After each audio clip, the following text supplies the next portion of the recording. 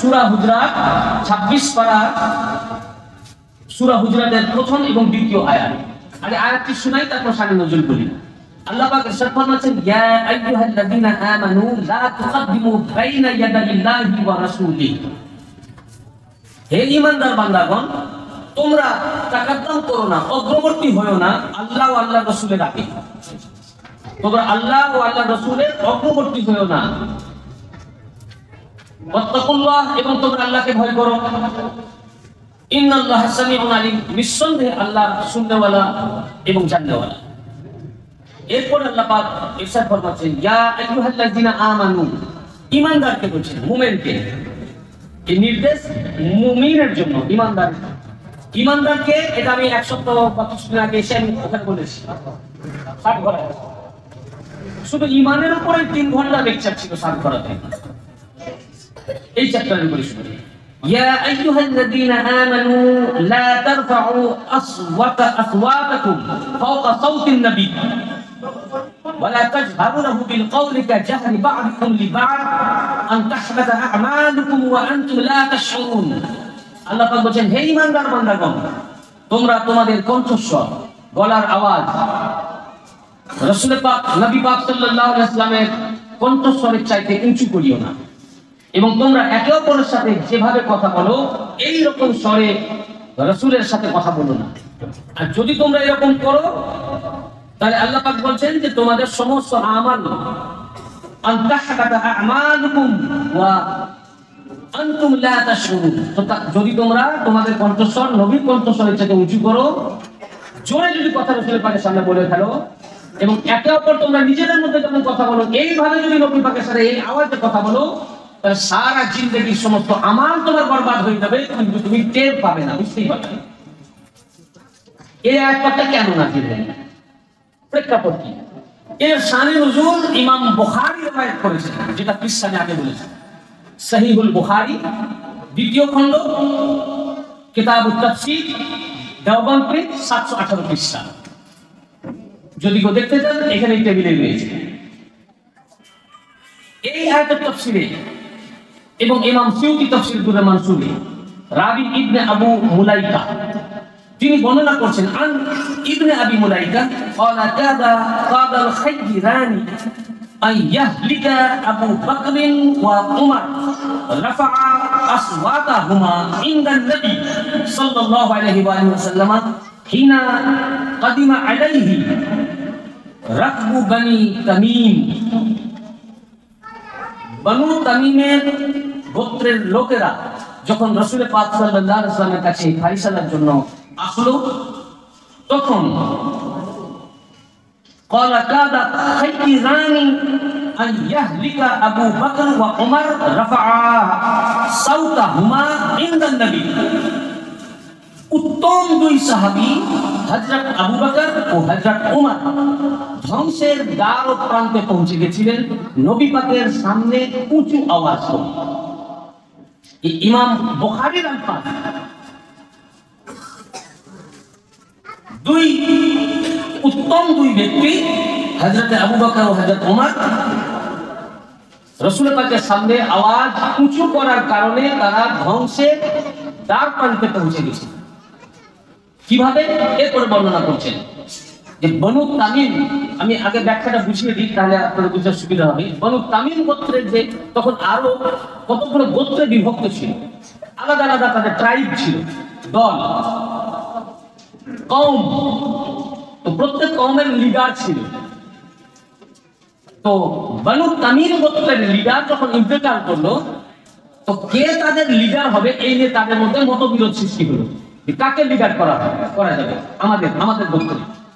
তখন তারা বললো, চলো আল্লাহ রাসূল সাল্লাল্লাহু আলাইহি ওয়াসাল্লামের কাছে যাই, তিনি আমাদের ফয়সালা করে দিবেন, উনি যাকে বলবেন সে আমাদের লিডার। তখন তারা রাসূল পাক সাল্লাল্লাহু আলাইহি ওয়াসাল্লামের কাছে আসলেন। তখন সেখানে হযরত আবু বকর ও হযরত ওমর ছিলেন। তারা নিবেদন করলেন, ইয়া রাসূলুল্লাহ, আমাদের লিডার বা আমাদের কওমের নেতা আমির আপনি ঠিক করে দেন।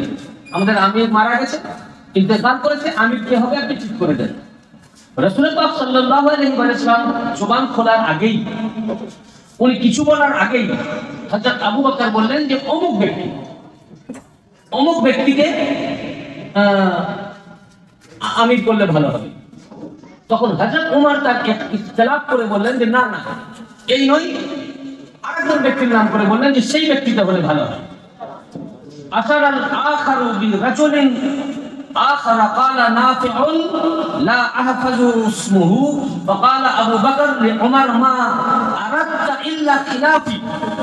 যখন হযরত উমর হযরত আবু বকরের কথাটাকে ইখতিলাফ করে উনি অন্য নাম প্রস্তাব করলেন, তখন হযরত আবু বকর বললেন যে হে উমর, তুমি দেখছি শুধু আমার মানে ইখতিলাফ করার তুমি ইচ্ছা করছো, আমার তুমি বিরোধিতা করছো।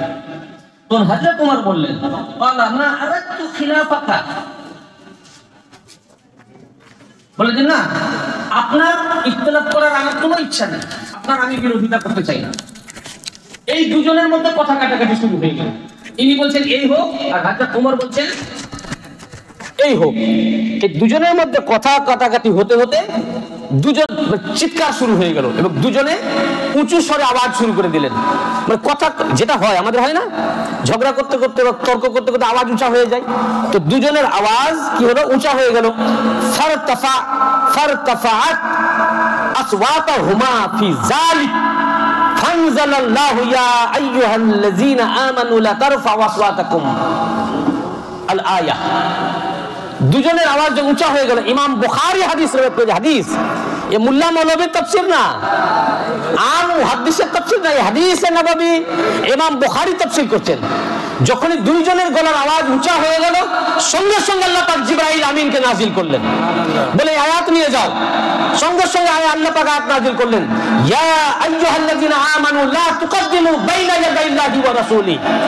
এই ঈমানওয়ালো, তোমরা যারা ঈমান এনেছো, এই ঈমানদার বান্দাগণ, খবরদার, তোমরা আল্লাহ ও আল্লাহর রাসূলের অগ্রবর্তী হয়ো না। তারা রাসূলের কাছে ফয়সালা নিয়ে এসেছে যে কে আমির হবে, তো হুজুর ফয়সালা দেওয়ার আগেই ফয়সালা দিও না। হুজুর ফয়সালা দিবেন তার আগেই তোমরা নাম বলতেছো। রাসূল পাক সাল্লাল্লাহু আলাইহি ওয়াসাল্লামের তাকাদ্দুম করো না, মানে কোনো ব্যাপারে অগ্রবর্তী হয়ো না। যখন হুজুর মজলিসে উপস্থিত থাকবেন, তখন হুজুর কথা বলার আগে কথা বলো না, হুজুর খাওয়ার আগে খেও না, যখন চলবেন আল্লাহর রাসূল আগে যাওয়ার আগে যেও না, উনার আগে আগে যেও না, কোনো ব্যাপারে তাকাদ্দুম করো না। তো হুজুরের কাছে তারা ফয়সালা চেয়েছে, হুজুর ফয়সালা দেওয়ার আগেই তোমরা ফয়সালা দিতেছো। আল্লাহ পাক আয়াত নাযিল করলেন, ইয়া আইয়ুহাল্লাযীনা আমানু, হে ঈমানদার বান্দাগণ, লা তুকদ্দিমু বাইনা ইয়াদাইল্লাহি ওয়া রাসূলিহি, তোমরা আল্লাহ ও আল্লাহর রাসূলের অগ্রবর্তী হয়ো না। ভাই আপনাদের কাছে আমার প্রশ্ন, রাসূল পাকের তো অগ্রবর্তী হওয়া যাবে, যাবে তো? রাসূল পাক হাঁটছেন, আগে চলে গেলাম। রাসূল পাক খাচ্ছেন, তার আগে খেতে লাগলাম। রাসূল পাক কথা বলছেন, তার আগেই কথা বলতে লাগলাম। অগ্রবর্তী হওয়া যায়, সম্ভব। আল্লাহর অগ্রবর্তী কি করে হবেন? আল্লাহ বলছেন আল্লাহ ও আল্লাহর রাসূলের অগ্রবর্তী হও না। শুধু রাসূলের অগ্রবর্তী বলেন নাই, কোরআনের আয়াত বুঝেন, বলেননি যে শুধু যে রাসূলের অগ্রবর্তী হয়ে না তা বলেন নাই। ইয়া তারা অগ্রবর্তী হয়েছে রাসূলের, তাকাদ্দুম তারা করেছেন রাসূলকে। আর আল্লাহ পাক বলেন ইয়া আইয়ুহাল্লাযীনা আমানু লা তুকদ্দিমু বাইনা ইয়াদাইল্লাহি ওয়া রাসূলিহি। প্রথমে আল্লাহ নিজের নাম নিয়েছেন। ঈমানদার বান্দাগণ, তোমরা আল্লাহর অগ্রসর হও না, অগ্রবর্তী হও না, আর রাসূলের অগ্রবর্তী হও না। তো বললেন যে হে ঈমানদার বান্দাগণ, তোমরা আল্লাহর অগ্রবর্তী হও না। তো আল্লাহর আগে আপনি যাবেন কি করে? আল্লাহকে তো দেখাও যায় না, আল্লাহকে ছোঁয়া যায় না, আল্লাহকে শোনা যায় না, আল্লাহকে অনুভব করা যায় না।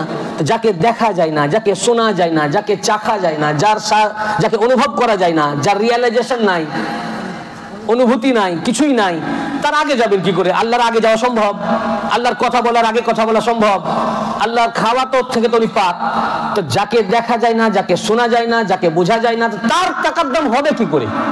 তো কোন বান্দারই তো সম্ভবই নয় যে আল্লাহর আগে যাবে।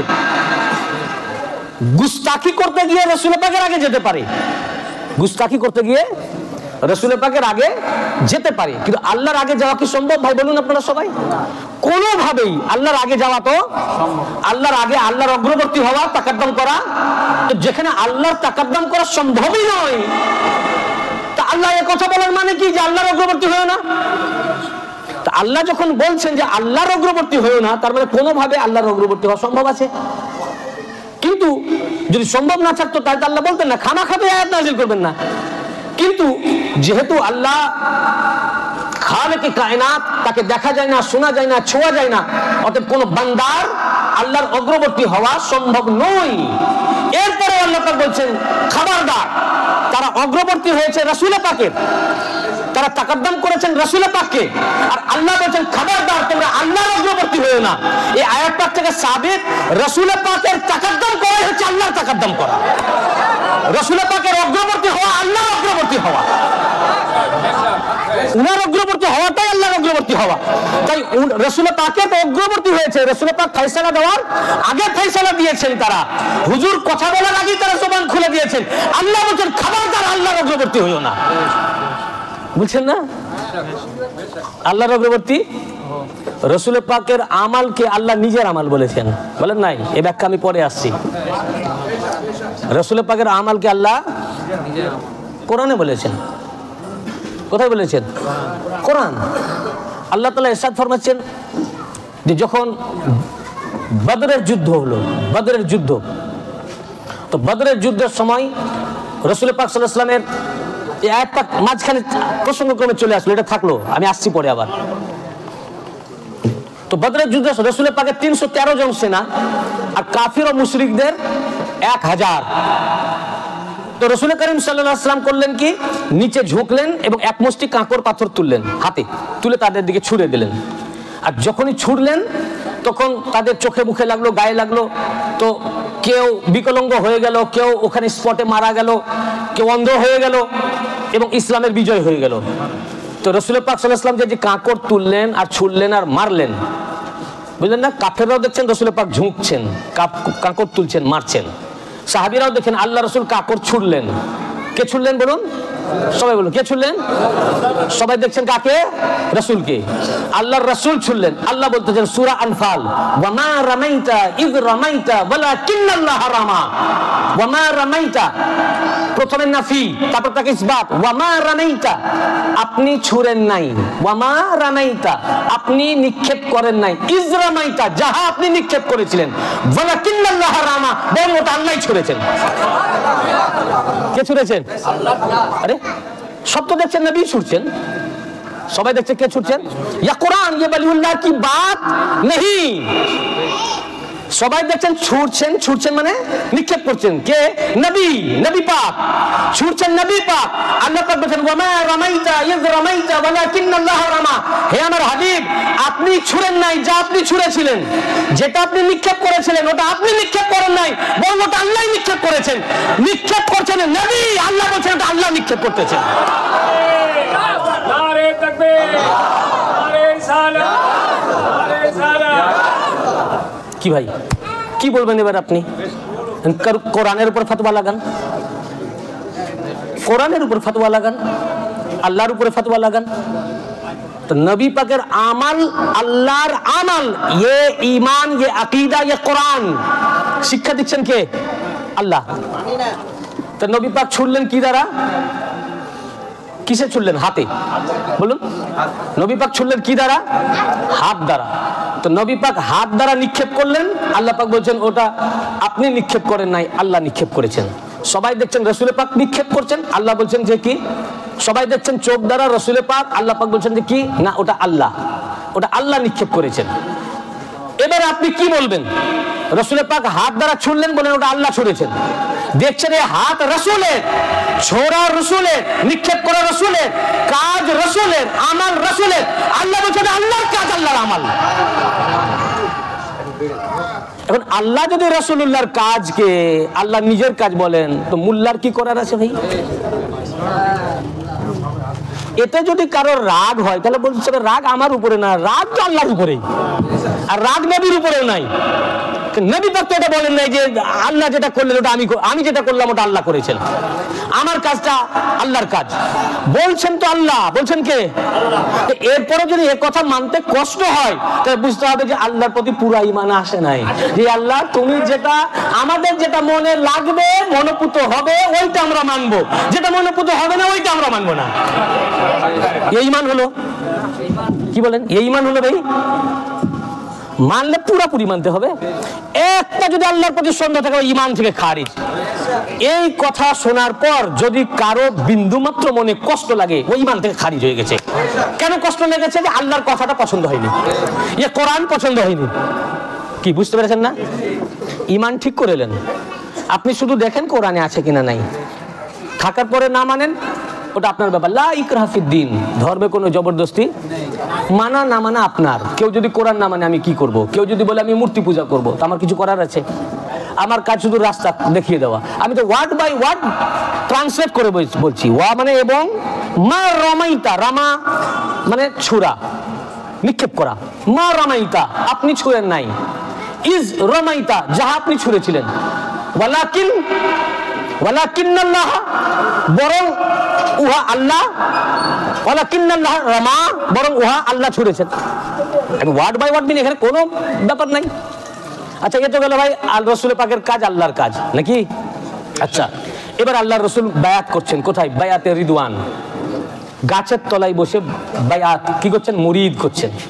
তাহলে মুরিদ আজ নয়, বায়াত কাদেরিয়া চিশতিয়া সিলসিলা যে মুরিদ করেন, এই মুরিদ আজ নয়, বায়াত রাসূল পাকের জামানা থেকে। কখন থেকে? এই বায়াতের উপরে কোরআনে আয়াত পাক এসেছে, একাধিক আয়াতে আসছে।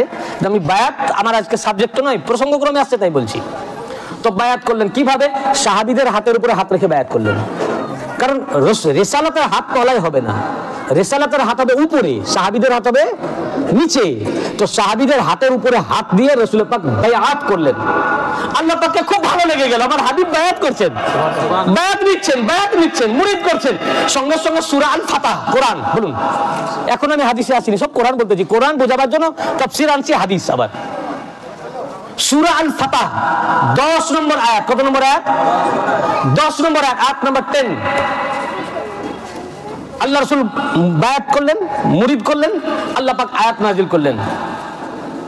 হে আমার রাসূল, ইন্নাল্লাযীনা ইউবাইউনাকা ইন্নামা ইউবাইউনাল্লাহ ইয়াদুল্লাহি ফাওকা আইদিহিম। ইন্নাল্লাযীনা ইউবাইউনাকা ইন্নামা ইউবাইউনাল্লাহ।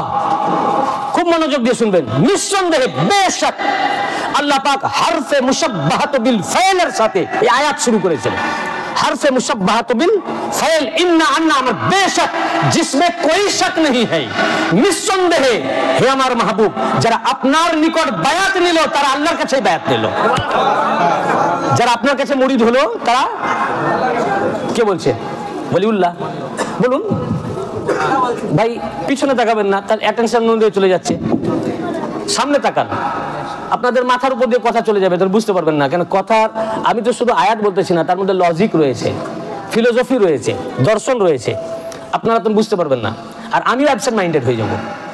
আমি তো এ তো শুধু মুখস্থ করে এসে বলছি না, আমি এখনই আয়াত বলে আমি চিন্তা করে করে করে আপনাদেরকে বলছি।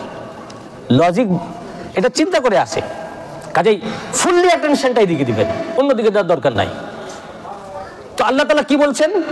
কোরআন 5, আমরা যখন রমজানে খতম তারাবি হয় তখনই কোরআন পড়ছেন, কোরআনে হাফেজ অনেকে হচ্ছেন, ডেলি অনেকে বাড়িতে কোরআন খতম করছেন, কিন্তু আমরা মানে বুঝলাম না।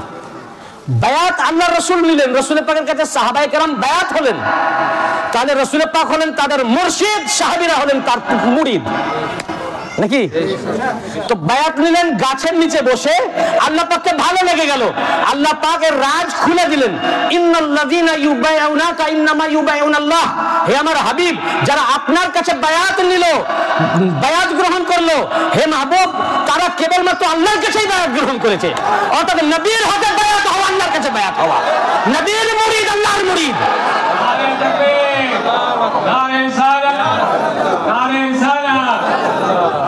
নবীর মুরিদ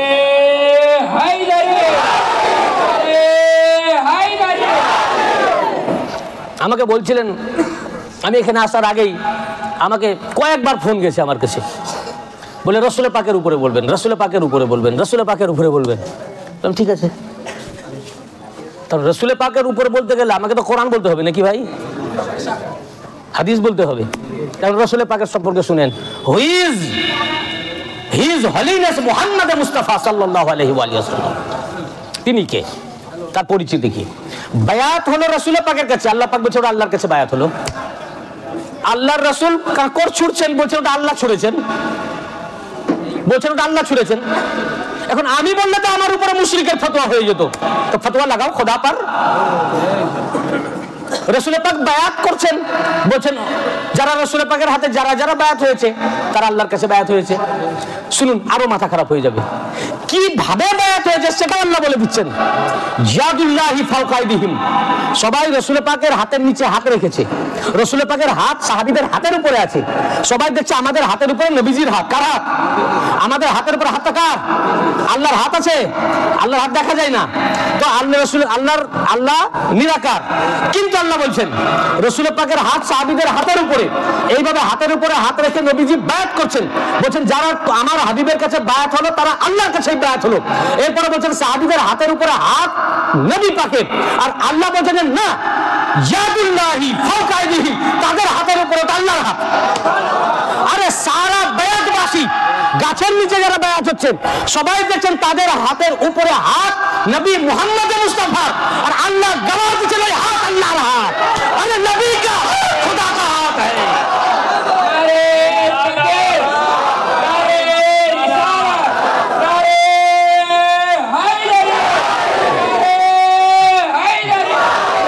ये हमारे नबी मोहम्मद मुस्तफा सल्लल्लाहु अलैहि वसल्लम। अब कहिए what is the difference, what is the difference between Muhammad and Rasulullah and Allah? What is the difference between Muhammadur Rasulullah and Allah? আল্লাহ আল্লাহ রাসূলের মধ্যে পার্থক্য কি এখন আপনারাই বলেন। বায়াত করছেন রাসূল পাক, ये कुरान ये হাদিস না, ये कुरान, ये যে অস্বীকার করবে ও কাফের, ও কি ও কাফের। বায়াত করছেন রাসূল পাক, আল্লাহ বলছেন হে আমার হাবিব, ওরা আল্লাহর কাছে বায়াত হয়ে গেছে। সবাই দেখছে সাহাবীদের হাতের উপর কার হাত? বলুন, সবাই বলুন, সবাই বলুন কার হাত? সবাই এই চোখ দিয়ে দেখছে কার হাত? রাসূল পাকের। আল্লাহ তাআলা বলতেছেন তোমার এই মাটির চোখ যত দূর দেখতে পারে তত দূর দেখতেছো, এই মাটির চোখ ওই তার বেশি দেখতে পারবে না। তুমি তোমার এই চোখ দ্বারা দেখতেছো হাত মুহাম্মদ মুস্তাফা সাল্লাল্লাহু আলাইহি ওয়াসাল্লাম, আর আমি আল্লাহ এর আসলিয়াত খুলে দিতেছি, এর রাজ খুলে দিতেছি, এর হাকিকত খুলে দিতেছি। তোমরা তোমার দুই চক্ষু দ্বারা যে হাত দেখতেছো মুহাম্মদ মুস্তাফা, শুনো ওটা মুহাম্মদ মুস্তাফা না, ये হাত আল্লাহর হাত।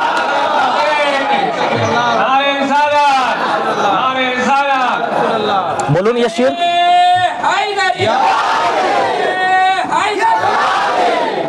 বলুন ये শিরক, শিরক আল্লাহর উপর ফতোয়া দেন। আল্লাহ যা বলতেছিলেন আবার আজ বলছে আবার তার হাতকে আপনি নিজের হাত বলছেন কেন?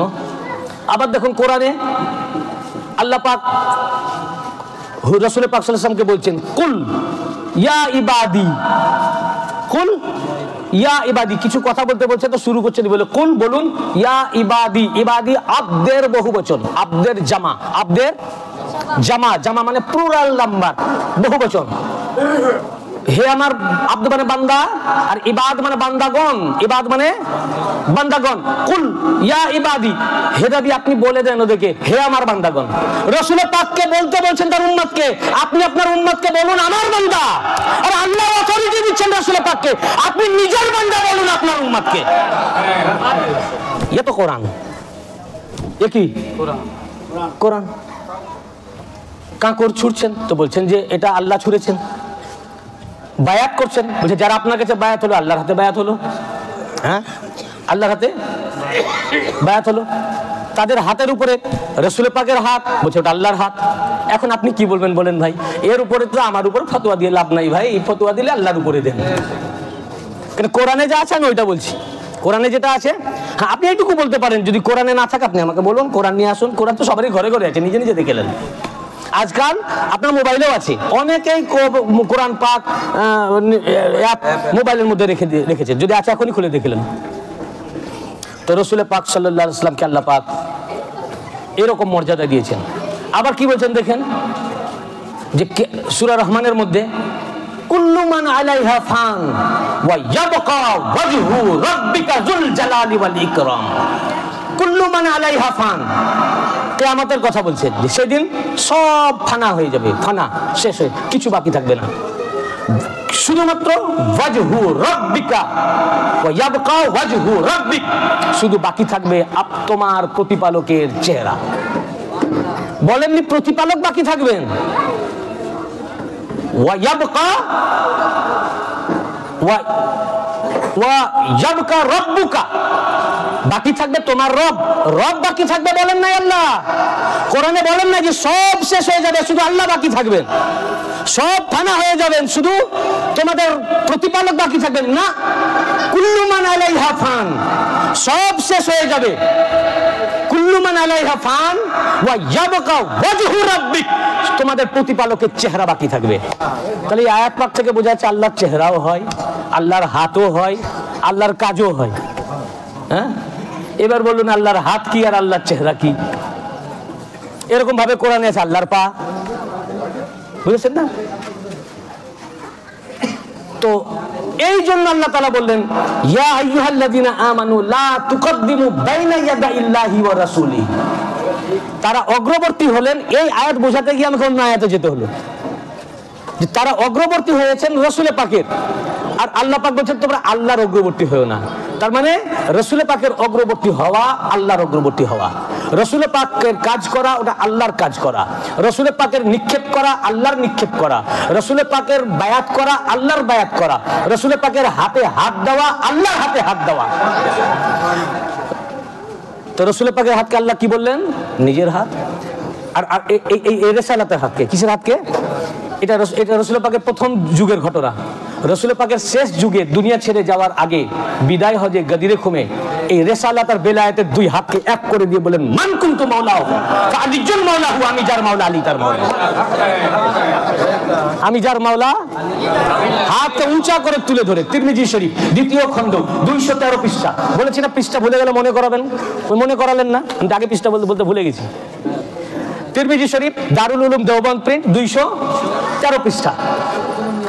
আল্লাহ রাসূল মাওলা আলী আলাইহিস সালামের হাতকে এইভাবে উঁচু করে তুলে ধরে বললেন মান কুনতু মাওলাহু ফাআলিজুল মাওলাহু, আমি যার মাওলা আলী তার মাওলা।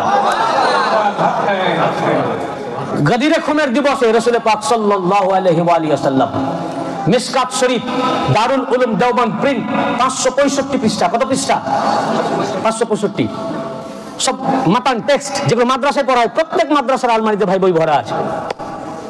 বারা ইবনে আযিব এবং যায়েদ বিন আরকাম রাদিয়াল্লাহু আনহুমা দুইজন সাহাবী থেকে রওয়ায়াত। এবং আমার এই গদিরে খুমের বই আমি এনেছি কিনা, এই যে এনেছি, এই গদিরে খুমের চূড়ান্ত ঘোষণা, এটা আমার নিজের লেখা বই, কিন্তু আমি বিক্রি করি না।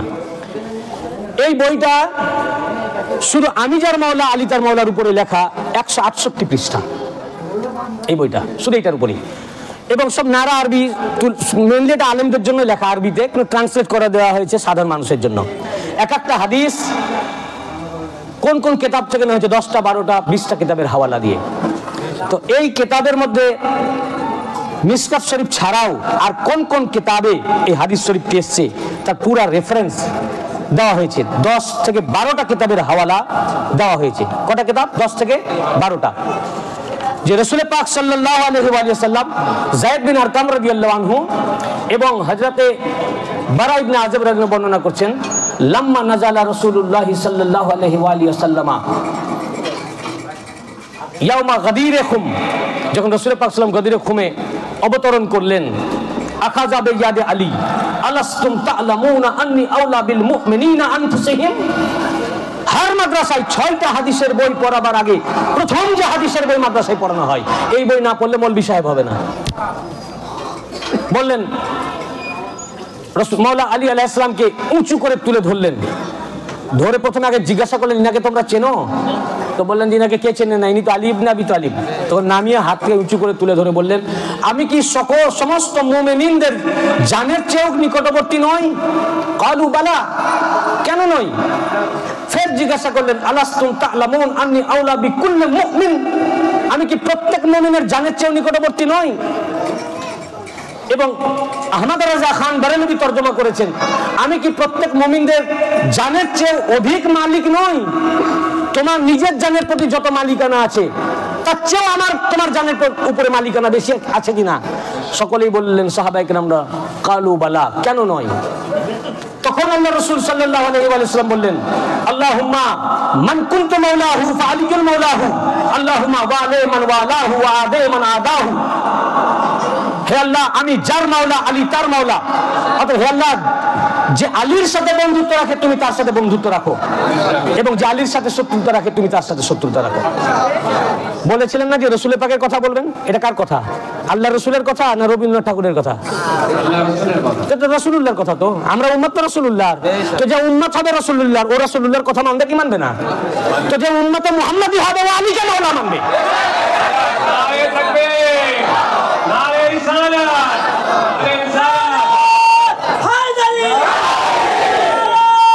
হায়দারি লব্বাইক ইয়া হুসাইন। তো সুম্মা লাকিয়াহু উমর বাদা যালিক, হাদিস শেষ হয়নি, আমি কেটে কেটে বলছি। মিশকাত শরীফের হাদিসে পাক আহমদ ইবনে হাম্বল হাদিস রওয়ায়াত করেছেন, ইমাম তাবরানী হাদিস রওয়ায়াত করেছেন, ইমাম হাইসামি রওয়ায়াত করেছেন যে রাসূল পাক সাল্লাল্লাহু আলাইহি ওয়াসাল্লাম এই কথা বলার পর সুম্মা লাকিয়াহু উমর বাদা যালিক ফাকালা হানিয়ান লাকা ইবনা আবি তালিব আসবাহতা ওয়া আমসাইতা মাওলায়া মাওলা কুল্লু মুমিনিন ওয়া মুমিনাত। যখন রাসূল পাক আমি যার মাওলা আলী তার মাওলা বলে দিলেন, তখন হযরত ওমর আসলেন। ওমর এসে কোলাকুলি করলেন, কোলাকুলি করে বললেন হে আবু তালিবের শাহজাদা, আপনাকে মুবারকবাদ, আজ থেকে আপনি আমার এবং প্রত্যেক মুমিন পুরুষ ও মহিলার মাওলা হয়ে সকাল সন্ধ্যা করবেন। তাফসীর আল কবীর ইমাম ফখরুদ্দিন রাজি রাহমাতুল্লাহ আলাইহি তাফসীর আল কবীরে 12তম খণ্ডে 53 পৃষ্ঠার মধ্যে উল্লেখ করেছেন সুম্মা লাকিয়াহু উমর বাদা যালিক ফাকালা হানিয়ান লাকা ইবনা আবি তালিব আসবাহতা ওয়া আমসাইতা মাওলায়া মাওলা কুল্লু মুমিনিন ওয়া মুমিনাত। হে হযরত ওমর বললেন হে আবু তালিবের শাহজাদা, আজ থেকে আপনি আমার এবং প্রত্যেক মুমিন পুরুষ ও মহিলার মাওলা হয়ে গেলেন। তো আলীকে মাওলা কে বললেন? আলীকে মাওলা কে বললেন? হযরত ওমর বললেন। তো যদি হযরত আবু বকর উমরকে মাননে वाला হয় তো আলীকে মাওলা মানবে, আর যে আলীকে মাওলা মানে না ও হযরত আবু বকরকেও মানে না, উমরকেও মানে না। ওটা ইসলামই নয়। ইসলাম ওইটার নাম যেটা আল্লাহর নবী দিয়ে গেছেন, সাহাবায়ে কেরামরা করেছেন, তাই না? আচ্ছা ভাই, তারপর একটা মেন দলিল দিই। আমি যার মাওলা আলী যার মাওলা আমার সাবজেক্ট নয়, প্রসঙ্গক্রমে আমাকে আসতে হয়েছে। এই আমি যার মাওলা আলী তার মাওলা আমার দেওবন্দ ভাইদের কিতাবটির নাম তাবলীগি নিসাব। নাম শুনেছেন? দেওবন্দের পীর সাহেব মোহাম্মদ জাকারিয়া সাহেব তাবলীগি নিসাব বা ফাজাইল আমাল, আমার কাছে তাবলীগি নিসাব নামে আছে। এই কিতাবটি 6টি বাবে লেখা। কয়টা বাব? তাহলে আমি দেওবন্দকে তো ভালোবাসি নাকি, বলে তো দেওবন্দের বই হাওয়ালা দিতেছি। আমি যদি একরোখা হতাম তাহলে দেওবন্দের বই পড়বো না। কি আমি যদি একরোখা হতাম তো কি করতাম? দেওবন্দের পড়বো না, দেওবন্দি। আমি দেওবন্দিকেও ভালোবাসি, তাই দেওবন্দের সব বই আমি পড়েছি। সমস্ত বই আমার কাছে আছে, ফাতোয়া রাশিদিয়া, নাসরুত তিব, তাকবিয়াতুল ঈমান, বেহেশতি জোর, সব কিতাব আমার কাছে আছে। আমি ভালোবাসি সবাইকে, সবাই আমার ভাই। আমি এসেছি সবারই কিতাব থেকে সত্য উন্মোচন করতে। দেখুন ভাই, কষ্ট করে আপনাদের কিতাবেই কি লেখা আছে। এটা কোরআন গেল, হাদিস গেল, আপনাদের পার্সোনাল বুক যেগুলো বাদ আসর আপনারা আসরের নামাজের পর পড়েন, তো এগুলো পড়ে এটাও পড়ে শোনান, বাদ দিয়ে পড়েন কেন? এটাই তো আমাদের আফসোস লাগে। তাবলীগি নিসাব দেওবন্দের পীর সাহেব মোহাম্মদ জাকারিয়া সাহেব, তার লিখিত কিতাব তাবলীগি নিসাব। এই কিতাবটি 6টি অধ্যায় লেখা। কয়টা? 6টি অধ্যায়ের মধ্যে লাস্ট অধ্যায়টির নাম ফাজাইলে দুরুদ। এই ফাজাইলে দুরুদ চ্যাপ্টারের 83 পৃষ্ঠা। বলুন কত পৃষ্ঠা? 83, 83। যদি কেউ আপনাকে বলে যে আপনি বলতে পারেন, নোট করে নেন না হলে। পেজ নাম্বার 83, 83 পৃষ্ঠায় তিনি মুসনাদে ইমাম আহমদ ইবনে হাম্বলের 5ম খণ্ডের 419 পৃষ্ঠার হাওয়ালা দিয়ে কোট করেছেন। দেখুন, তিনারাও আলীকে মাওলা মানেন আর এখনকার চুনোপুটি মানতেছে না, বলছে তাদের ফলোয়ার্স, আর মানে না। এ তো আফসোস ভাই। মানলে মৌলানা জাকারিয়া সাহেবকে পুরোপুরি মানেন, মৌলানা রশিদ আহমদ গাঙ্গুহিকে পুরোপুরি মানেন, ওনার একটা মানবেন আর একটা মানবেন না, এই আবার কেমন কথা? তিনি তার তাবলীগি নিসাব কিতাবের ফাজাইলে দুরুদ চ্যাপ্টারের 83 পৃষ্ঠার মধ্যে উল্লেখ করেছেন। এবং মোল্লা আলী কারি রহমাতুল্লাহ আলাইহি তিনিও রিওয়ায়াত করেছেন যে কুফা হতে একটা দল, সাহাবায়ে কেরামের এক দল, এটা আমি আমার এই কিতাবে, আপনাদের অনেকের কাছে থাকতে পারে, এই কিতাবের দুইটি প্রিন্ট আছে, ইন্ডিয়া প্রিন্টের 37 পৃষ্ঠাতে আমি এই হাদিসটা দিয়েছি, কোট করেছি। তো কুফা না, মদিনা শরীফ থেকে সাহাবায়ে কেরামের একটি দল কুফায় মৌলা আলীকে জিয়ারত করতে আসলেন। মৌলা আলীকে জিয়ারত করতে এসে ওই দলে হযরত আবু আইয়ুব আল আনসারী রাদিয়াল্লাহু আনহু ছিলেন। তারা এসে মৌলা আলীকে বলেন, আসসালামু আলাইকা ইয়া মাওলানা, হে আমাদের মৌলা, আপনার উপরে সালাম। আচ্ছা, সালামের ধরনটা দেখেন, ধরনটা আসসালামু আলাইকা, বলুন আসসালামু আলাইকা। আর আমরা সালাম কি দিই? আসসালামু আলাইকুম। সাহাবী এক সাহাবীকে সালাম দিতেন কি বলে? আসসালামু আলাইকুম। এক সাহাবী আর এক সাহাবীকে সালাম দিতেন আসসালামু আলাইকুম। শুধু আমরা জানতাম, শুধু নবীকে বলতেন, নবী পাককে বলতেন আসসালামু আলাইকা ইয়া রাসূলুল্লাহ, নাকি? এটাই আমরা জানতাম। সাহাবায়ে কেরামরা যখন একে অপরকে সালাম দিতেন বলতেন আসসালামু আলাইকুম, আর রাসূল পাককে শুধু বলতেন আসসালামু আলাইকা ইয়া রাসূলুল্লাহ। এই কার কুমের মধ্যে তফাৎ কি তাহলে? সবাইকে কুম বলা হয়, সাহাবায়ে কেরামরা একে অপরকে বলতেন আসসালামু আলাইকুম, আমরাও আসসালামু আলাইকুম। এটা ইমাম সাহেব আমাকে দেখা করতে আসলেন, আমি বললাম আসসালামু আলাইকুম, আপনিও বলছেন, সাহাবীরাও বলছেন, কিন্তু রাসূল পাককে শুধু আসসালামু আলাইকা কেন? এই কা আর কুম, এটাকে জামির বলে আরবিতে। জামির মানে হচ্ছে সর্বনাম বাংলায়, ইংলিশে প্রোনাউন, সর্বনাম। যেমন বললেন যে আব্দুর রহমান খুব বিদ্বান লোক, তিনি আজাদ কলেজের প্রফেসর। এই যে তিনি, এই তিনিটাকে বলে সর্বনাম, বা সে বা তাহারা, এটাকে বলে প্রোনাউন, আরবিতে বলে জামির। তো জামির এক বচন বহু বচন হয়।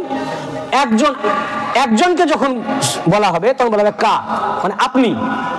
আসসালামু আলাইকা মানে আপনার উপর সালাম, আসসালামু আলাইকা মানে আচ্ছা। আর আসসালামু আলাইকুম এটা জামা, আরবিতে বলে জামা, ইংলিশে প্লুরাল, বাংলায় বহুবচন, বাংলায় বহুবচন। তো আসসালামু আলাইকুম মানে আপনাদের উপর সালাম। তো যখন কুম বললাম তার মানে হচ্ছে যে অনেক আছে, একজন নয়। আসসালামু আলাইকুম মানে কি বুঝতে পারছেন না? পারছেন না ভাই? বোঝা যাচ্ছে তো? উত্তর দেন তাহলে আমি বুঝবো, বুঝছেন না আমি রিপিট করছি শুধু শুধু। আসসালামু আলাইকুম মানে আপনাদের উপর বহুবচন, আর আসসালামু আলাইকা মানে এক বচন। তাহলে একজন ব্যক্তিকে যখন সালাম দিব তাহলে আসসালামু আলাইকা হওয়া উচিত, উচিত তো। কিন্তু আমরা কি একজনকে সালাম দিলেও আসসালামু আলাইকা বলি না? একজনকে হলেও বলি আসসালামু আলাইকুম, দুজন হলেও আসসালামু আলাইকুম, তিনজন হলেও আসসালামু আলাইকুম। কেন একজনকে আসসালামু আলাইকুম কেন বলি? এই জন্য বলি যে এটা আমাদের ঈমান রাখতে হবে যে কোন লোক একাই নাই।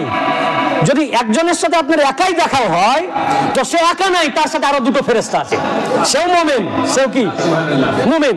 একজন কেরামিন আর কাতেবিন না, একজন নেকি লিখছে আর একজন বদি লিখছে, দুই কাঁধে দুই ফেরেশতা আছে। তো ফেরেশতা কি মুমিন? মুমিন তো নাকি ঈমানদার তো। তো আমাদের ঈমান রাখতে হবে যে আমাদের নেকি ও বদি লেখার জন্য প্রত্যেক মানুষের কাঁধে দুটো করে ফেরেশতা আছে, প্রত্যেক মানুষের সাথে দুটো করে। তাহলে দুই ফেরেশতাকে নিয়ে কজন হলেন? তিন। যদি একটা ফেরেশতা হতো তাহলে দুই। তাহলে আমাদের সালাম হতো আরবিতে, কিন্তু ইংলিশের নাম্বার আর two kinds, singular and plural, এক বচন এবং বহুবচন।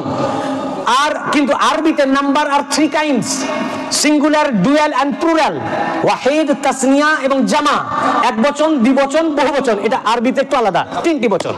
দুইজনের জন্য হলে হবে কুমা। তো যদি একজন ফেরেশতা হতো তো আসসালামু আলাইকুমা, কিন্তু যেহেতু তিন বহুবচন হয়ে গেল প্লুরাল, তো দুইজন ফেরেশতাকে নিয়ে আপনাকে ঈমান রাখতে হবে। যদিও আমার সামনে একজন, কিন্তু আমার বিশ্বাস তার সাথে আরো দুজন ফেরেশতা, এবং আমার সাথে আরো দুজন ফেরেশতা আছে। এই দুজনকে নিয়ে কজন হলো? পাঁচ। এই পাঁচ জনকে নিয়ে আসসালামু আলাইকুম, বুঝতে পেরেছেন না? কিন্তু নবী পাক সাল্লাল্লাহু আলাইহি ওয়াসাল্লামকে আসসালামু আলাইকুম বলা যাবে না, কোথাও হাদিসে পাকে নাই জুনাকে আসসালামু আলাইকুম। সাহাবায়ে কেরামরা কি বলতেন? আসসালামু আলাইকা। সাহাবীরা একে অপরকে সালাম দিতেন আসসালামু আলাইকুম, নবী পাককে সালাম দিতেন আসসালামু আলাইকা। এর অর্থ সাহাবায়ে কেরামদের ঈমান ছিল, তাদের বিশ্বাস ছিল আমাদের সবারই কাঁধে দুইজন ফেরেশতা আছেন, নেকি এবং বদি লেখার জন্য, নেকি এবং গুনাহ লেখার জন্য। কিন্তু আমার নবী নিষ্পাপ, তার নেকি নাই, গুনাহ নাই, কাজে ওনার নেকি বদি লেখার ফেরেশতারও দরকার নাই, তাই তিনি একাই আছেন। তাই আসসালামু আলাইকা।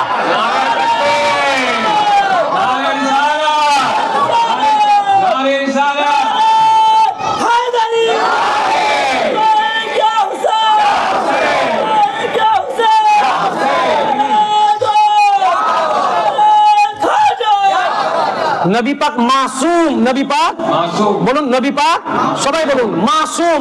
তার নেকিও লেখার প্রয়োজন নাই, গোনা তো নাই, অতএব উনার কাছে ফেরেশতার দরকার নাই। অতএব এটা সাহাবায়ে কেরামদের ঈমান ছিল। প্রত্যেক মানুষের কাছে দুটি করে ফেরেশতা আছে, আল্লাহ রাসূলের কাছে নাই, উনি একাই আছেন। এই জন্য বলতেন আসসালামু আলাইকা, আসসালামু আলাইকা। যেটা নবী পাকের জন্য ব্যবহার করতেন ওটা আর কারোর জন্য ইউজ করতেন না। এখানে আহমদ ইবনে হাম্বল হাদিস রওয়ায়াত করেছেন এবং তাবলিগি নিসাব কিতাবে, আমার দেওবন্দ ভাইয়ের কিতাবে মুহাম্মদ জাকারিয়া সাহেব উল্লেখ করেছেন, দেওবন্দের কিতাব তাবলিগি নিসাবে 83 পৃষ্ঠায়। এক রাসূল পাককে সাহাবীরা বলতেন আসসালামু আলাইকা, আরেকজন মাওলা আলীকে যখন জিয়ারত করতে গেলেন বলেন আসসালামু আলাইকা ইয়া মাওলানা, আসসালামু আলাইকা ইয়া মাওলানা, अस्सलामु अलैका या मौलाना। यानी ये अर्थ सहाबी से अकीदा लीजिए। सहाबा किराम का अकीदा ये था कि एक नबी मासूम है और एक अली मासूम है।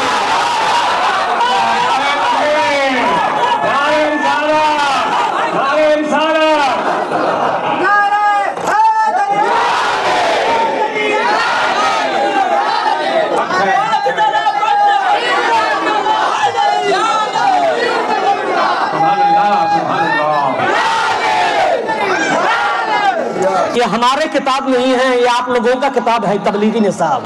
क्या बात है, खोल के देख लीजिए भाई, खोल के देख लीजिए। সাহাবায়ে কেরাম का ये अकीदा था, সাহাবায়ে কেরামদের अकीदा ছিল যে রাসূল পাকের কাঁধে নেকি বদি লেখার কেরামিন কাতিবিন নাই, মাওলা আলীর কাঁধেও নাই। আলিয়াকা, আলিয়াকা, কেন আলীর নেকি লেখার প্রয়োজন নাই আর ওনার বদি তো গুনাহ তো নাই। আলী যা করেন তাই হক। তিরমিজি শরীফ, তিরমিজি, আপনি বলবেন যে আপনি বলে দিলেন, আমি বলেছি না একটা কথা, এমন কথা মুখ থেকে বার করবো না যেটা কিতাবে নাই। এই যে বলে দিলাম আলী যা করবেন তাই হক, এটা তো দলিল দিই নাই। আপনি মানেন তাই বলতেছেন বেশা, কিন্তু আমার কথা তো দলিল নয়। আমার কথা মানবেন কেন? বলেছি না আমার কথা মানতে হবে না।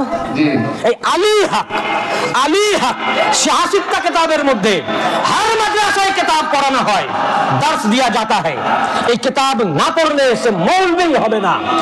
জামে তিরমিজি, তিরমিজি শরীফ দেওবন্দ প্রিন্ট দ্বিতীয় খণ্ড 213 পৃষ্ঠা। বলুন কত পৃষ্ঠা? 213 পৃষ্ঠা। আল্লাহ রাসূল বলেন আল্লাহুম্মা ওয়া আদরিল হক মাআহু হাইসু দারা।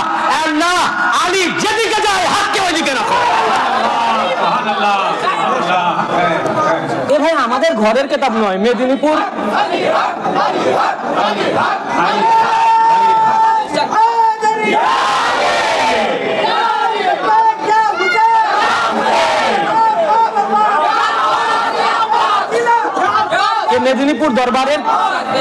মেদিনীপুর দরবার থেকে আমি কিতাব বলতেছি না, চিস্তিয়া সিলসিলার কিতাব এনে বলতেছি না, ফুরফুরার কিতাব এনে আমি বলতেছি না। কি एक किताब बेरेलवी, देवबंदी, वहाबी, लामजाबी, জামাত ইসলামী, তাবলিগ জামাত, আমার শিয়া ভাই ছাড়া প্রত্যেক মাদ্রাসায় কিতাব পড়া হয়। ভারত, বাংলাদেশ, পাকিস্তান, আফগানিস্তান, সৌদি আরব, লেবানন, যত দেশ আছে, যত মাদ্রাসা, এই কিতাব না পড়লে মৌলানাই হবে না। समस्त अहले सुन्नत की किताब है। और सियासित्ता किताबेर मध्य एक किताब, दर्सी किताब, पाठ्य पुस्तक। তাতে আল্লাহ রাসূল কি বললেন? দোয়া করলেন কার জন্য? বলুন সবাই বলুন, দোয়া কার জন্য করলেন? আল্লাহুম্মা বলে দোয়া কার জন্য করলেন?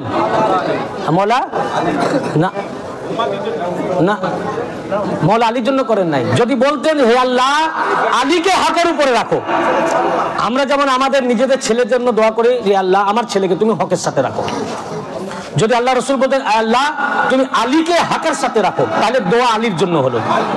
তাহলে দোয়া আলীর জন্য হলো, আল্লাহ আলীকে হকের সাথে রাখো না, ওয়া আদরিল হক মাহু হাইসু দারা, আল্লাহ হককে আলীর সাথে রাখো।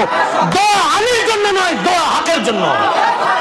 अल्लाह अली যেদিকে যায় হককে ওদিকে রাখো। হক का पहचान अली है, हक का पहचान अली है। तो अल्लाह रसूल सल्लल्लाहु अलैहि वसल्लम জন্য আল্লাহ পাক বললেন ইয়া আইয়ুহাল্লাযিনা আমানু লা তুকদ্দিমু বাইনা ইয়াদাইল্লাহি ওয়া রাসূলিহি ওয়াত্তাকুল্লাহ। হে ঈমানদার বান্দাগণ, তোমরা আল্লাহ ও আল্লাহর রাসূলের অগ্রবর্তী হয়ো না। অগ্রবর্তী হয়েছেন কার? ওই দুইজন সাহাবী অগ্রবর্তী হয়েছিলেন কার? রাসূলের পাকের। অগ্রবর্তী হয়েছেন কার? আর আল্লাহ বলছেন কি অগ্রবর্তী হয়েও না আল্লাহর। তাহলে আল্লাহর অগ্রবর্তী হওয়া, রাসূলের পাকের অগ্রবর্তী হওয়া, আল্লাহর অগ্রবর্তী হওয়া। রাসূলকে তাকাদ্দম করা, আল্লাহকে তাকাদ্দম করা। রাসূলের পাকের নিক্ষেপ করা, আল্লাহর নিক্ষেপ করা। রাসূলের পাক ঝুঁকলেন, ওটা আল্লাহর ঝুঁকা। রাসূলের পাক ছুঁড়লেন, ওটা আল্লাহর ছোড়া। রাসূলের পাক বায়াত করলেন, বললেন ওটা আল্লাহর কাছে বায়াত হলো। রাসূলের পাক সাহাবীদের হাতের উপরে হাত দিলেন, বলেন সাহাবীদের হাতের উপরে সবাই দেখছেন রাসূলুল্লাহর হাত, আল্লাহ বলছেন ওটা আল্লাহর হাত। আল্লাহ বলছেন কার হাত? ইয়াদুল্লাহি ফাওকা আইদিহিম। এটা বললে যদি ফতোয়া আমার উপরে আসে, আমার উপরে নাই, ফতোয়া আল্লাহর উপরে দেন, ইয়া কোরআন। আর মুসলমান থাকবে তো রাসূলুল্লাহর হাত কে আল্লাহ যে বললেন আল্লাহর হাত, এ ঈমান রাখা, এটা ঈমান। ও মুসলমান, ও মুসলমান, এই ঈমান যে রাখে না ও মুসলমান না। তারপরে কি বললেন শুনুন, শানে নজুল আগে বলেছি, মনে আছে শানে নজুল? হ্যাঁ, এই আয়াতের ব্যাখ্যা করতে গিয়ে কত সাইডে যেতে হচ্ছে। শানে নজুল মনে আছে? ওই যে বনু তামিম গোত্রের লোক নেতা নির্বাচনের জন্য এসেছিল, বুঝতে পেরেছেন না? তখন একজন বললেন, দুইজন উত্তম সাহাবীর ভিতরে একজন বললেন এই নির্বাচন হোক, আরেকজন বললেন এই নির্বাচন হোক। বলেন ইনারা ধ্বংসের দরজায় পৌঁছে গেছেন। তারই আওয়াজ উঁচা হয়ে গেল। যখন আওয়াজ উঁচা হয়ে গেল, আল্লাহ পাক আয়াত নাযিল করলেন, ইয়া আইয়ুহাল্লাযীনা আমানু লা তারফাউ আসওয়াতাকুম ফাওকা সাউতিন নবী। হে ঈমানদার বান্দাগণ, তোমরা তোমাদের কণ্ঠস্বর, তোমাদের গলার আওয়াজ নবী পাকের গলার আওয়াজের চাইতে উঁচু করিও না। তোমাদের যে গলার আওয়াজ, তোমাদের কণ্ঠস্বর নবী পাকের যে কণ্ঠস্বর, নবী পাকের আওয়াজের চাইতে তোমাদের আওয়াজকে উঁচা করিও না। ওয়ালা তাজহারু লাহু বিল কওলি কাজহারি বাদিকুম লিবাদ।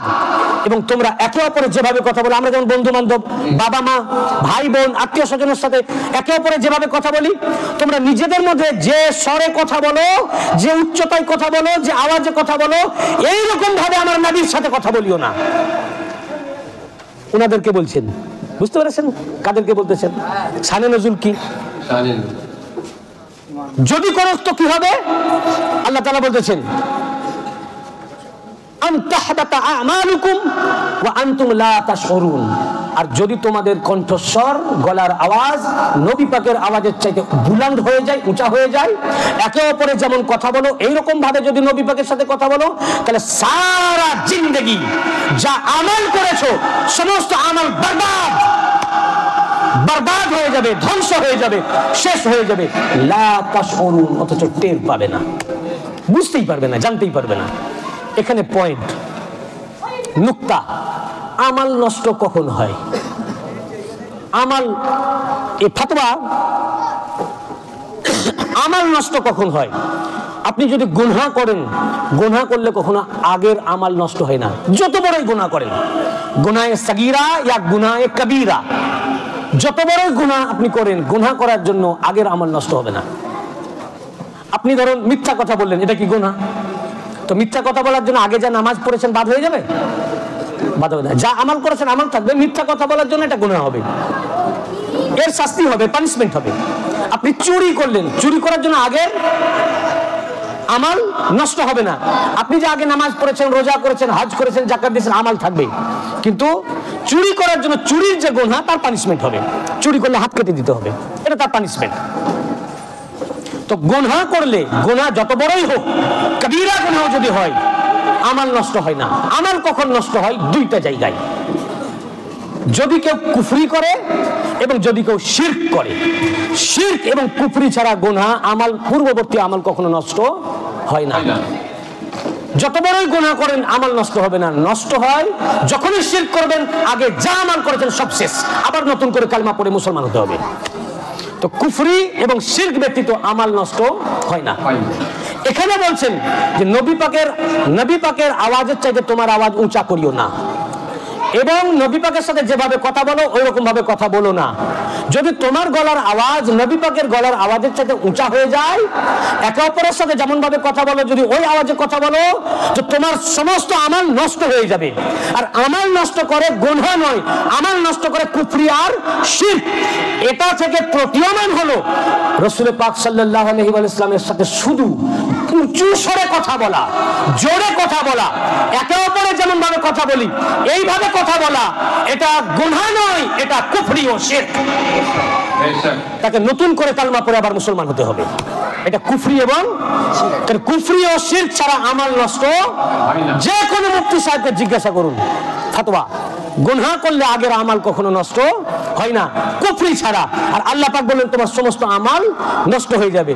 যদি নবী পাকের যে গলার আওয়াজ তার সাথে যদি একটু উঁচা হয়ে যায়, তাহলে যদি এটা কুফরি ও শিরক হয়, সমস্ত আমাল নষ্ট হয়ে যায়। নবী পাককে যারা বলে আমাদের মতো মানুষ, তিনি বড় ভাই, আস্তাগফিরুল্লাহ নাউজুবিল্লাহ, তিনি এসব করতে পারেন না, তার ইলমে গায়েব নাই, তার সামনে যদি বেয়াদবি করে গুস্তাখি করে, তার হাল কি হবে? শুধু আওয়াজ উঁচা করার জন্য যদি বলেন এই উত্তম দুই সাহাবী ধ্বংসের দরজায় পৌঁছে গেছেন এবং বললেন তার সমস্ত আমাল তোমাদের নষ্ট হয়ে যাবে, তুমি বুঝতে পারবে না, সমস্ত আমাল নষ্ট হয়ে যাবে। শুধু আওয়াজ উঁচা করলে যদি সমস্ত আমাল নষ্ট হয়, যারা নবী পাকের শান পাকে গুস্তাখি করে, জবানদারাজি করে, বেয়াদবি করে, এই গুস্তাখে রাসূলের হাল কি হবে? তাহলে চিন্তা করুন, এরা তো সাহাবী না। সাহাবীর হাল যদি হয়, তাহলে মুল্লার হাল কি হবে? তাহলে ভাই খুব সাবধান, ये कुरान। 3 নম্বর পয়েন্ট, আল্লাহ তাআলা বলেন লা তাশউরুন, তোমার শউর হবে না, তুমি জানতেই পারবে না। অর্থাৎ তুমি যা ইবাদত করেছো, যা আমাল করেছো, সমস্ত আমাল নষ্ট হয়ে যাবে, তুমি বুঝতেই পারবে না। আচ্ছা বলুন তো, মানুষ তওবা কখন করে? মানুষ আল্লাহর কাছে, ধরুন আপনি ভুল কাজ করছেন, আপনি অন্যায় করছেন, কিন্তু আপনি বুঝতে পারছেন এটা অন্যায়, আপনি ভাবছেন আমি ঠিক করছি। এখন ইনি আপনাকে বুঝালেন, ভাই তোমার কাজটা এটা অন্যায়, তোমার এটা গুনাহ। আপনি খুব মাথা টাথা নাড়লেন, কিন্তু আপনি বুঝতে পারলেন না, তার কথা মাথায় ঢুকলো না, বলে তওবা করো। কিন্তু আপনি ভাবছেন, ও যতই উনি বুঝান, আপনি ভাবছেন যে না আমি ঠিকই করেছি, আমি ভুল করিনি। তওবা করবেন? বলুন, আমি প্রশ্ন করছি আপনাদের, সবাই বলুন, আপনি কি তওবা করবেন? কারণ আপনি তো নিজের জায়গায় স্ট্যান্ড আছেন যে না আমি ভুল করিনি। আপনাকে যদি 100টা লোকেও বলে তুমি ভুল করেছো, কিন্তু আপনি যদি ভাবেন যে না, আমাকে 100টা লোকেও যদি বলে ভুল করেছি, কিন্তু আমি ভুল করিনি, আমি ঠিক করেছি, আপনার যদি কনফিডেন্স থাকে, বিশ্বাস থাকে যে না আমি গুনাহ করিনি, আমি ভুল করিনি, আপনি তওবা চাইবেন না? চাইবেন না, কারণ আপনি জানেন আমি ঠিক, আমি তো ভুল করি নাই। যখন আপনি বুঝতে পারবেন না আমার একটা ভুল হয়ে গেছে, যখন বুঝবেন না এটা তোমার অন্যায়, না এটা তো গুনাহ, যখন আপনার দিমাগে ঢুকবে, শউর যখন হবে, জানতে পারবেন, বুঝতে পারবেন যে না আমার এটা গুনাহ হয়েছে, তখন আপনি আল্লাহর কাছে মাফ করবেন, আল্লাহ এটা তোমার ভুল হয়েছে, আমি তো গুনাহ করে ফেলেছি, আমি এটা বুঝতে পারিনি, হে খোদা তুমি পাঞ্জাতন পাকে রাসূল আমাকে মাফ করো, আমাকে ক্ষমা করে দাও।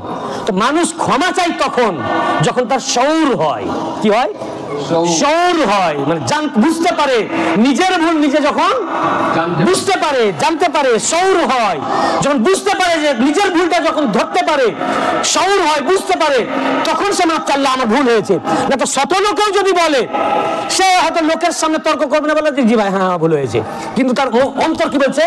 না আমি ঠিক করেছি, সে কিন্তু মাফ চাইবে না। যখন তার শউর হবে, বুঝতে পারবে যে না আমার ভুল, তখন আল্লাহ আমাকে মাফ করো।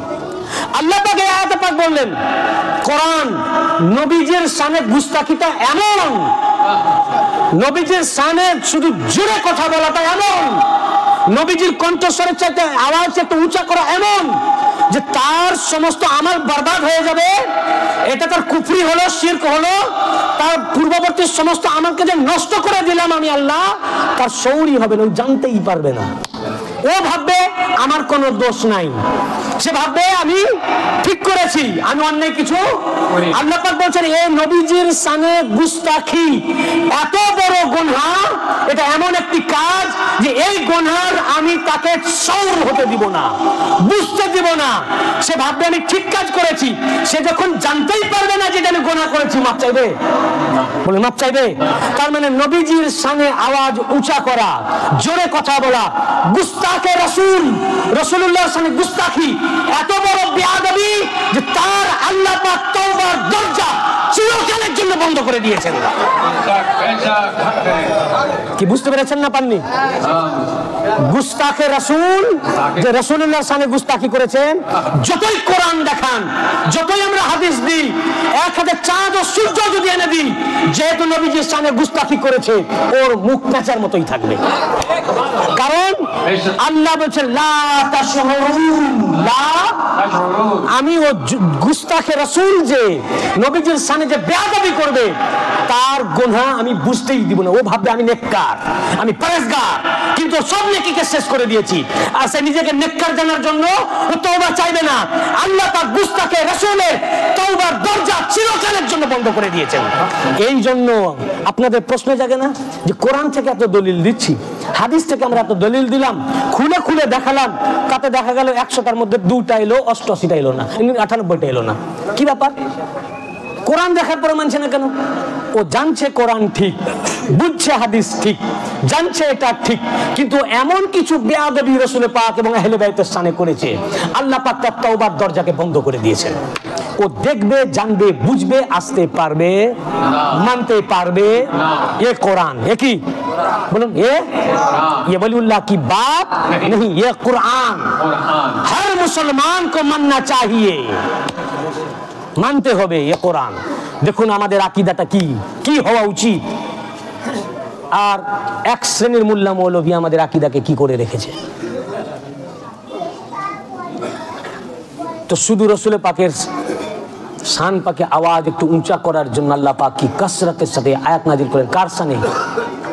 রাসূল পাকের। তো রাসূল পাকের মানাকিবে, ওনার প্রশংসায়, ফাজাইলে আল্লাহ পাক কোরআনে আয়াত নাজিল করেছেন কাসরাতের সাথে। বেয়াদবে রাসূলের মুখোশ খুলে দিয়েছেন, বেয়াদবে রাসূলের বলুন মুখোশ খুলে দিয়েছেন, সওর পাবে না। এইটা হওয়ার পর কি হলো, অনেক সাহাবী কেউ কেউ রাসূল পাকের সামনে আসে বন্ধ করে দিলেন। বুখারী শরীফে হাদিসে পাক এসেছে এক সাহাবীকে দেখাই যাচ্ছে না, খুঁজেই পাওয়া যায় না। রাসূল পাক অনেক দিন যখন দেখতে পেলেন না, তো বলেন আচ্ছা তাকে দেখা যায় না কেন? তো বলেন খোঁজ নাও তো কি হলো, তার কি ব্যাপার। সহিহ বুখারী, ইমাম বুখারী হাদিস রওয়ায়াত করেছেন। তিনি গেলেন, গিয়ে দেখছেন তিনি ঘরের মধ্যে একা একাই বসে রয়েছে। বলেন হে, আপনি প্রতিদিন রাসূল পাকের দরবারে হাজির হতেন, কিন্তু দেখছি এখন আর দেখতে পাই না, কি ব্যাপার? আপনি দরবার ছেড়ে দিলেন কেন? দরবার পাকে আসেন না কেন? তো উনি বললেন ভাই, এই আয়াত পাকটা নাজিল হওয়ার পর আমি দরবারে যাওয়া কমিয়ে দিয়েছি। বলে কেন? বলে কারণ হচ্ছে ভাই আমি তো বধির, আমি কানে শুনি না। তো দেখবেন যারা বধির হয়, কানে শুনে না, সেভাবে যে আপনিও শুনতে পাচ্ছেন না। তো যারা বহেরা হয়, বধির হয়, সে জোরে জোরে কথা বলে, সে তো শুনতে পাচ্ছে না, ওই জন্য ভাবছে যে ও শুনতে পাচ্ছে না। তো সে অজ্ঞাত বশতই সে জোরে কথা বলে। তো তাই সে বলছে আমি তো কানে শুনি না, তা আমার আওয়াজটা কিরকম হচ্ছে আমি তো বুঝতে পারছি না, নবীজির আওয়াজ কেমন আমি তো বুঝতে পারছি না। তো এখন আমি ওনার সামনে গেলে আমার আওয়াজ যদি ওনার চাইতে উঁচা হয়ে যায়, তাহলে তো আমার সমস্ত আমল নষ্ট হয়ে যাবে। তাই আমি নিজের আমলকে রেখে আমি ঘরের মধ্যে বসে আমি ওনার রাসূল পাককে ইয়াদ করছি, ওনাকে স্মরণ করছি। রাসূল পাকের কাছে যখন সংবাদ গেল, আল্লাহ রাসূল সাল্লাল্লাহু আলাইহি ওয়াসাল্লাম বললেন আচ্ছা ওকে ডেকে নিয়ে আসো। তার তো দোষ নাই, সে তো কানে শোনে না, আল্লাহ পাক তো তার কানকে কেড়ে নিয়েছেন, এ শক্তি দেন নাই, তার গুনাহ হবে না, তাকে ডেকে নিয়ে আসো। আল্লাহ রাসূল ডাকা করালেন। এটা হলো তাফসীর। এটা কি তাফসীর? এটা পরে নাজিল হয়েছে। এই ঘটনার পরে ঘটলো এক শ্রেণীর মোল্লা, আমি নাম বলতেছি না, আমরা কাউকে আমরা ডাইরেক্ট ছোট করতে চাই না, তারা মানে নিজেদের মাযহাবকে টিকিয়ে রাখার জন্য এটাকে শানে নুজুল বানিয়ে দিয়েছে। যে এক বধির শুনতে পেত না, সে জোরে জোরে বলেছিল, তাই আয়াত নাজিল হয়েছিল। এই ধরনের শানে নুজুল যদি কোনো একটা হাদিস বা তাফসীরের কিতাব থেকে দেখাতে পারে, আমার চ্যালেঞ্জ, আমার চ্যালেঞ্জ। এই হাদিসে নববী কোন হাদিসের কিতাব বা কোন তাফসীরের কিতাবের মধ্যে যদি দেখাতে পারে যে এটা শানে নুজুল, আমার চ্যালেঞ্জ। এটা পরে ইমাম বুখারী রওয়ায়াত করেছেন, যেটা পরে নাজিল হয়েছে, পরে ঘটেছে, আয়াত পাক নাজিল হওয়ার পর ঘটনা, মানে এটা তাফসীর। এবং অনেক সাহাবী এত আস্তে আস্তে কথা বলা শুরু করলেন, বুখারী শরীফের মধ্যে এসেছে যে হযরত ওমর এত আস্তে কথা বলতে লাগলেন যে ওনাকে তখন রাসূল পাক সাল্লাল্লাহু আলাইহি ওয়াসাল্লামকে দ্বিতীয়বার জিজ্ঞাসা করতে হতো যে কি বলছো। তখন তিনি দ্বিতীয়বার বলতেন এত আস্তে। এই যে নবী পাকের দরবারে আদাব শুরু হয়ে গেল, কি শুরু হলো? আদাব, তাজিম। আল্লাহ পাকের পছন্দ হয়ে গেল, পছন্দ হয়ে গেল যে আমার হাবিবের ঘরে ওনার দরবার পাকে কি তাজিম, কি আদাব, যে এত বিনয়ী হয়ে গেছে, এত ভদ্র হয়ে গেছে, এত সাহাবায়ে কেরামরা নিচু স্বরে কথা বলে যে আমার হাবিবকে দ্বিতীয়বার শোনাতে হচ্ছে। আল্লাহ পাক তৃতীয় নম্বর আয়াত নাজিল করলেন। কত নম্বর? ইন্নাল্লাযীনা ইয়াগুদ্দুনা আসওয়াতাহুম ইনদা রাসূলিল্লাহি উলাইকাল্লাযীনা ইমতাহানাল্লাহু কুলুবাহুম লিত্তাকওয়া লাহুম মাগফিরাতুন ওয়া আজরুন আযীম। বলেন এইরকম ভাবে যারা আমার রাসূল পাকের সামনে নিচু স্বরে কথা বলবে, এরকম তাজিমের সাথে যারা কথা বলবে, এরকম ভাবে আদাবের সাথে যারা কথা বলবে, এরকম আদাব রক্ষা করবে, তাজিম করবে, সম্মান করবে আমার হাবিবকে, আল্লাহ পাক তারই হৃদয়ে তাকওয়া ভরে দেন। তাকওয়া কার হৃদয়ে? তাজিমে রাসূল যার মধ্যে আছে তার ভিতরে আল্লাহ তাকওয়া ভরে দেন, অর্থাৎ মুত্তাকি। যার ভিতরে তাকওয়া আছে তাকে কি বলে? মুত্তাকি। তো মুত্তাকি কে বলুন? মুত্তাকি কে? যার ভিতরে তাকওয়া আছে। আর কার ভিতরে আল্লাহ তাকওয়া দেন? যে নবী পাকের তাজিম করে, সম্মান করে, এরকম নিচু স্বরে কথা বলে, আদব রক্ষা করে, দরবারের আদব রক্ষা করে, আল্লাহ পাক তার হৃদয়ে তাকওয়া ভরে দেন, অর্থাৎ ও মুত্তাকি। আর যে মুত্তাকি, আলিফ লাম মিম যালিকাল কিতাবু লা রাইবা ফি হুদাল লিল মুত্তাকিন, এই কোরআন মুত্তাকিনের হেদায়েতের জন্য। সুবহানাল্লাহ, সুবহানাল্লাহ। কোরআন সবকে হেদায়েত করবে না, হুদাল লিন নাস, সব নাসকে না, যে মুত্তাকিন, অর্থাৎ যার হৃদয়ে তাজিমে রাসূল আছে, তাজিমে আহলে বাইত আছে, মুহাব্বতে রাসূল আছে, মুহাব্বতে আহলে বাইত আছে, আদবে রাসূল আছে, আদবে আহলে বাইত আছে, সেই মুত্তাকি কোরআন তাকে হেদায়েত করে। নারে রিসালাত, নারে রিসালাত। সুবহানাল্লাহ, সুবহানাল্লাহ। সবাই হেদায়েত পাবে না, কোরআন পড়বে হেদায়েত পাবে না। এই জন্য কোরআন যে সূরা আল বাকারা, সূরা ইউদিল্লু বিহি কাসীরা ওয়া ইয়াহদি বিহি কাসীরা, ইউদিল্লু বিহি কাসীরা ওয়া ইয়াহদি বিহি, এই কোরআন দ্বারা অধিকাংশ মানুষ পথভ্রষ্ট হবে, আবার কোরআন দ্বারা অধিকাংশ মানুষ সুপথপ্রাপ্ত হবে। এটা যদি আমি বলতাম আমার উপরে কুফরের ফতোয়া চলে আসতো। হ্যাঁ, কোরআন পড়বে পথভ্রষ্ট হবে, কোরআনের দ্বারা পথভ্রষ্ট হবে, কিছু করার নয়। মুল্লা কা বাত নেহি, ये अल्लाह का कुरान है। বেশক বেশক। ইউদিল্লু বিহি কাসীরা, কোরআন দ্বারা অধিকাংশ মানুষ পথভ্রষ্ট হবে, কোরআন অধিকাংশ মানুষকে পথভ্রষ্ট করবে। ওয়া ইয়াহদি বিহি কাসীরা, এবং কোরআন অধিকাংশ মানুষকে হেদায়েত করবে। কেন? কেন? যাদের হৃদয়ে তাজিমে রাসূল ও তাজিমে আলে রাসূল আছে, সুবহানাল্লাহ, সুবহানাল্লাহ। তাজিমে রাসূল ও তাজিমে আলে রাসূল আছে, আদাবে রাসূল ও আদাবে আহলে বাইত রাসূল আছে, তাদেরকে ইয়াহদি বিহি কাসীরা, ও মুত্তাকি, হুদাল লিল মুত্তাকিন, তাকে কোরআন ইয়াহদি বিহি কাসীরা, ওকে কোরআন হেদায়েত করবে। কি বুঝতে পারছেন? ক্লিয়ার? আর যার ভিতরে তাজিম নাই, আদাব নাই, গুস্তাখে রাসূল, আল্লাহ পাক তার হৃদয়ে তাকওয়া ভরে দেন না, ও মুত্তাকি নয়। আর কোরআন মুত্তাকিকে হেদায়েত করে, যে মুত্তাকি নয় তাকে হেদায়েত করে না। এই জন্য কোরআন পড়বে, ইউদিল্লু বিহি কাসীরা, কোরআন পড়বে, আর গুস্তাখে রাসূল কোরআন পড়ে পথভ্রষ্ট হবে। গুস্তাখে আহলে বাইত, গুস্তাখে আলী, গুস্তাখে ফাতেমা, গুস্তাখে হাসান, গুস্তাখে হুসাইন, গুস্তাখে গাউসে আজম, গুস্তাখে খাজা মাইনুদ্দিন চিশতি রাহমাতুল্লাহ আলাইহি, গুস্তাখে আহলে বাইত কোরআন পড়বে পথভ্রষ্ট হবে, কোরআন পড়বে। এই জন্য রাসূল পাক সাল্লাল্লাহু আলাইহি ওয়াসাল্লাম কি বললেন? আমি তোমাদের মধ্যে দুইটা জিনিস ছেড়ে যাচ্ছি। কয়টা? কয়টা? কোথায় আছে এটা? তিরমিজি শরীফ, দারুল উলুম, দেওবন্দ প্রিন্ট। তিরমিজি শরীফ, দারুল উলুম, দেওবন্দ প্রিন্ট, 219 পৃষ্ঠা। রাসূল পাক সাল্লাল্লাহু আলাইহি ওয়াসাল্লাম আরাফার ময়দানে হযরত জাবের ইবনে আব্দুল্লাহ আল আনসারী রাদিয়াল্লাহু হাদিস রওয়ায়াত করেছেন। হযরত জাবের ছাড়াও এই হাদিস উম্মুল মুমিনিন উম্মে সালমা রাদিয়াল্লাহু আনহা রওয়ায়াত করেছেন। এই হাদিস আনাস বিন মালিক রাদিয়াল্লাহু রওয়ায়াত করেছেন। এই হাদিস সালমান ফারসি রওয়ায়াত করেছেন। সাহাবায়ে কেরামের এক জামাত হাদিস রওয়ায়াত করেছেন। হযরত আবু যর গিফারি রাদিয়াল্লাহু রওয়ায়াত করেছেন। সাহাবায়ে কেরামের এক জামাত হাদিস রওয়ায়াত করেছেন। জাবের ইবনে আব্দুল্লাহ আল আনসারী রাদিয়াল্লাহু আনহু বলেন, আরাফার ময়দানে আমি দেখেছি রাসূল পাক সাল্লাল্লাহু আলাইহি ওয়া সাল্লামকে, যে আল্লাহর রাসূল খুতবা দিতেছিলেন, ইয়াকতুবুনা আলা নাকাতিল কাসওয়া ইয়াউমাল হাজ্জাতিহি। রাসূল পাক তার হজের দিনে আরাফার ময়দানে কাসওয়া নামক উটনির পিঠের উপরে বসে খুতবা দিচ্ছিলেন। কিসের খুতবা বলুন? হজের। আল্লাহ রাসূল হজে কি খুতবা দিয়েছেন আর আজকে হজে কি খুতবা দেওয়া? আমি যখন 2017 সালে হজে যাই, তো হজে যাওয়ার সময় যিনি মুআল্লিম থাকেন তিনি খুবই ভালো মানুষ ছিলেন। তা আমি নিজেকে পরিচয় দিইনি, ধরা দিইনি যে আমি কিছু জানি। আমি তো নিজেকে আলেম বলি না, আমি যে একটু মালিক আমাকে বলার শক্তি দিয়েছিলেন এটা আমি কাউকে বুঝতে দিইনি। কিন্তু 45 দিন ছিলাম, তো কতদিন ধরে রাখা যাবে? ঠিক আনুমানিক 20-25 দিন পর তারা বুঝে গেছিল। তিনি যখন জানতে পারলেন তখন যে সমস্ত জিয়ারতগাহগুলো যেতাম আমাকে বলতেন আপনি দোয়া করেন। তো যাক, আমি অধিকাংশ জায়গায় বিনয়তার জন্য বলতাম না আপনিই করেন, কোনো জায়গায় করেছি। তো আরাফার ময়দানে যখন গেলাম তো উনি আমাদেরকে বললেন যে এখান থেকে হজের খুতবা হবে, আমাদের সাথে একটা টিম আছে, তো হজের খুতবা হবে এখানে। আদম আলাইহিস সালাম এখানে তওবা কবুল হয়েছিল এই পাহাড়ের উপরে, এখানে মসজিদের নামিরা আছে, এখান থেকে খুতবা দেওয়া হবে, মসজিদের সবের সংকুলন হবে না, বাইরে থেকে খুতবা শুনবেন, খুতবা দেওয়া এবং শোনা ওয়াজিব আছে, ইত্যাদি ইত্যাদি। তো আমি ওনাকে জিজ্ঞাসা করলাম, হযরত এই খুতবাটা কী জন্য দেওয়া হয়? তো উনি বললেন যে এই জন্য দেওয়া হয় যে আল্লাহ রসুল দিয়েছিলেন। তো আমি বললাম, হযরত আল্লাহ রসুল খুতবাটা কি দিয়েছিলেন? বললেন এটা তো জানা হয়। আল্লাহ রসুল খুতবা কি দিয়েছেন এটা তো জানি না। তো বললাম আপনি যদি একটু ইজাজত দিতেন তাহলে আমি কি একটু বলতে পারি, মানে তখন তো আমাকে জেনে গেছেন আর কি। তো হ্যাঁ অবশ্যই বলবেন। ওখানে উনি মোনাজাত আমাকে দিয়েই করালেন, তো বলে অবশ্যই বলবেন। তখন আমি তিরমিজি শরীফের হাদিস শরীফটি বললাম যে তিরমিজি শরীফের 2য় খণ্ড দারুল উলুম দেওবন্দ প্রিন্টের 219 পৃষ্ঠায় জাবের ইবনে আব্দুল্লাহ আনসারী রাদিয়াল্লাহু আনহু বলেন যে রাসূল পাক সাল্লাল্লাহু আলাইহি ওয়াসাল্লামকে আমি দেখেছি যে তার হজের সময় নাকায়ে কাসওয়া উটনির পিঠে, তখন তো মসজিদে নামিরাও হয়নি, মেম্বারও ছিল না, তো 1,24,000 সাহাবী আরাফার ময়দানে হুজুরকে যেন দেখতে পায় যেন উনি উটনির পিঠে খুতবা দিচ্ছেন।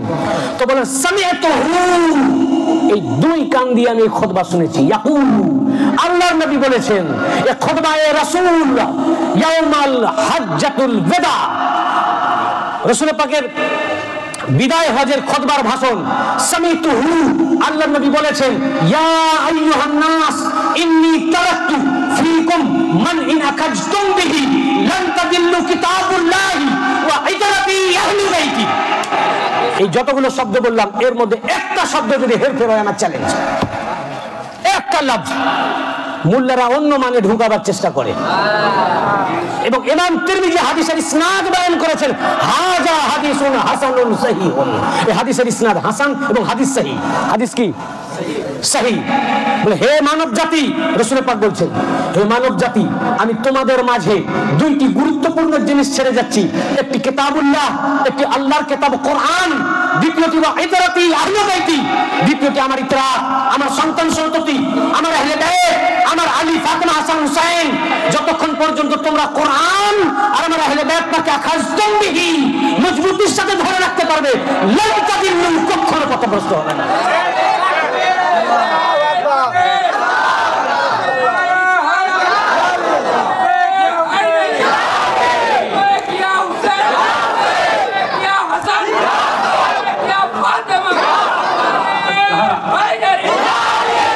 ये तो अहले तशय्युक की किताब नहीं, ये अहले सुन्नत की किताब, हमारी किताब है। আমাদের মাদ্রাসায় পড়ানো হয়। 2টি জিনিস ছেড়ে গেছি, কোরআন আমার আহলে বাইত। লা বলেননি, লা মানেও না, লান মানেও না, মা মানেও না। তফাৎ কি? লান মানে ইংলিশে যেটা বলে নেভার, নেভার, লান মানে কখনো না।